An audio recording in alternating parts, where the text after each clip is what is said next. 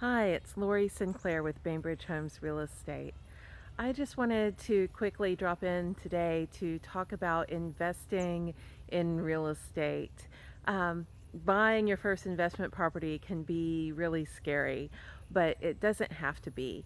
So, I just wanted to give you a couple of things to keep in mind if you've been reading, researching, chatting it up, thinking about buying a rental property.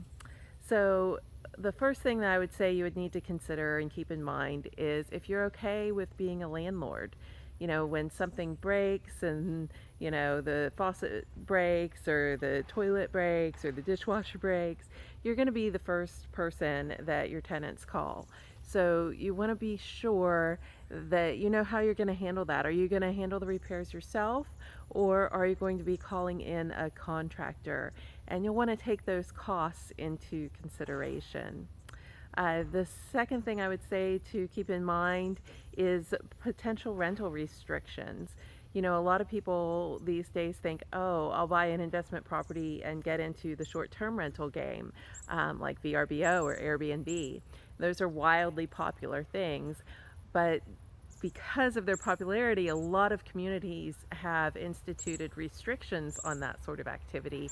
So you just want to be sure that you've looked into the restrictions in the area that you're looking to buy and make sure that whatever your intended use, whether it's short term rentals such as Airbnb or VRBO, or if you're looking at long term rentals, that there's no restrictions on the use that you're intending for that investment.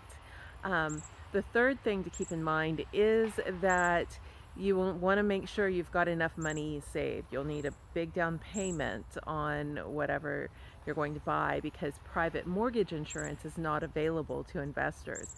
So you will need at least 20% down, plus your closing costs.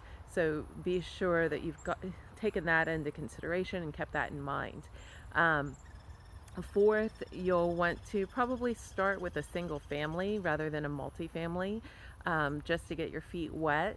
It's a little bit less maintenance. There's less wear and tear on the property. You don't have to worry about keeping all of the units rented. You only have the one unit. Of course, that has its downsides too, but it's a much better way to learn how to rent a property. There's a lot of laws and restrictions, and if you only have one tenant to deal with to get started, it makes it a little bit easier.